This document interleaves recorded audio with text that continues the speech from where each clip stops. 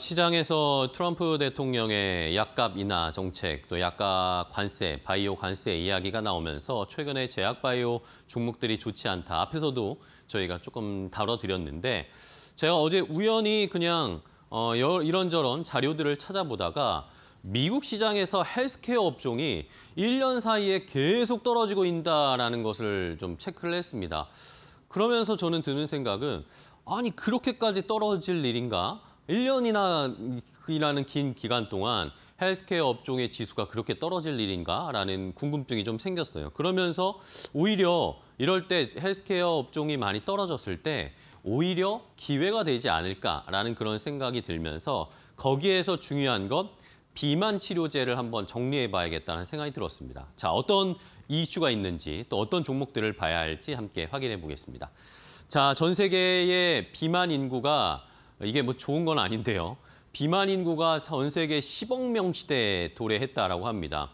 뭐 해외 서양 국가에 가보시면 서구권에 가보시면 정말 좀 몸무게가 많이 나가시는 그런 분들도 많이 확인하실 수 있을 텐데 우리나라에서도 비만 인구가 점점 늘어나고 있고 그러다 보니까 비만 치료제에 관심을 가지시는 분들도 물론 미용의 목적도 있겠지만 건강의 목적 차원에서도 비만 치료제를 찾으시는 분들이 많아지고 있습니다.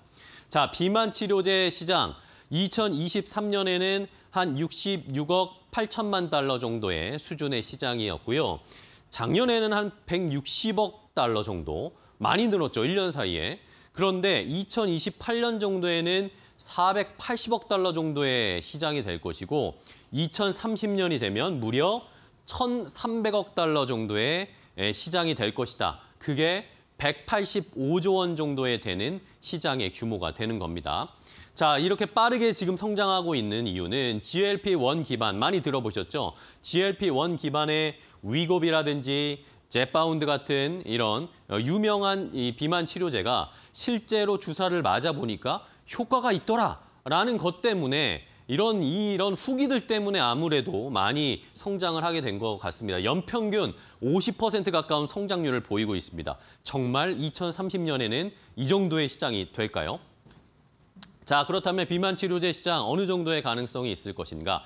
제가 말씀드린 제파운드라든지 아니면 위고비라든지 이런 약품들 지금 현재로서는 전 세계 시장에서 가장 많은 포션을 차지하고 있는 것은 머크사의 키트루다입니다. 면역 항암제. 항암제가 어쨌든 현재 시장에서는 제약바이오 시장에서는 가장 큰 매출과 시장을 차지하고 있는데 자, 요 보라색은 2023년도의 통계이고요. 2030년을 예상을 했을 때 이제 앞으로 2030년에는 탑 10 이 제약바이오 상품이 거의 다 키트루다 빼고는 전부 다 비만 치료제가 될 것이다 라고 이제 전망들이 나오고 있습니다. 그만큼 항암제 시장보다 더 커지는 시장이 이제는 비만 치료제 시장이 될 것이다 라고 전 세계 글로벌 전문가들과 시장에서는 예상을 하고 있는 것입니다. 그렇기 때문에 지금 비만 치료제 시장을 저희가 미리미리 봐둬야 되는 것입니다. 여러분들이 잘 아시는 위고비,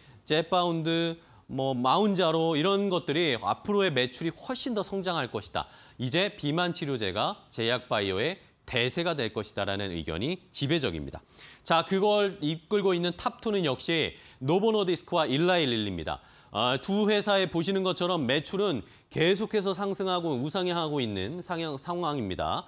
그리고 노보노디스크는 여러분 잘 아시는 위고비로 비만 치료제 시장을 선도했고요. 그다음에 리벨서스로 비만 적응증 앞으로 허가 신청을 하고 있는 상황.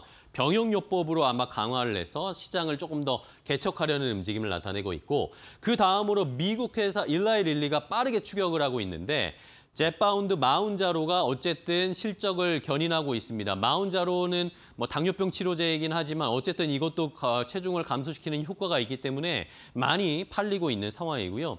마운자로 같은 경우에는 위고비보다도 훨씬 더 효과가 좋다라는 최근의 결과가 나왔습니다. 그런 것들 때문에 일라이릴리의 앞으로의 매출 성장이 훨씬 더 빠를 것이다. 거기에다가 더 빠르게 진행하고 있는 것은 경구용 치료제, 경구용 비만 치료제도 일라이릴리는 지금 거의 연내 허가 신청을 예상하고 있기 때문에 앞으로 일라이릴리의 성장성 더 기대가 되고 있는 상황입니다. 그런데 아이러니한 것은 이 두 종목의 주가가 그렇게 좋지 않습니다. 생각보다. 그리고 또 엇갈리고 있는데요. 노보노디스크 같은 경우에는 주가가 상향을 치고 조금 우하향하면서 조정을 많이 받은 상황이고 일라이 릴리도 이렇게 경구용 치료제도 나올 것이다라는 예상이 나오고 있는데도 주가가 좀 횡보하고 있어요. 올라온 상황이 약간은 엇갈리고는 있지만 어쨌든 최근 들어서는 또 미국 시장에서 전반적으로 제약바이오, 헬스케어 업종이 좋지 않기 때문에 주가가 많이 내려와 있습니다. 자, 그렇다면 앞으로의 성장 가능성, 얼마 전에 실적 발표했을 때 둘 다 실적도 너무 좋았거든요. 그런데 이럴 때는 어느 정도 매수를 해볼 수도 있지 않을까라는 그런 생각. 앞으로의 시장 성장성을 봤을 땐 오히려 기회가 될 수도 있지 않을까라는 생각도 하게 되고요. 이제는 다른 글로벌 빅파마들도 제약바이오 업종에서 비만 치료제 막 뛰어들고 있습니다. 화이자, 아스트라제네카는 이제 신경과학은 철수하고 면역, 이 비만 쪽에 집중할 거다. 이런 이야기 나오고 암젠도 지금 이 주사제, 마리타이드 임상 진행하고 있고요. 에브비도 그렇고 조금 전에 체크해 보니까 로슈도 비만 치료제 개발에 박차를 가하겠다. 글로벌 빅파마들도 뛰어들고 있는 이 시장, 성장 가능성이 무한한데 주가는 낮아져 있습니다.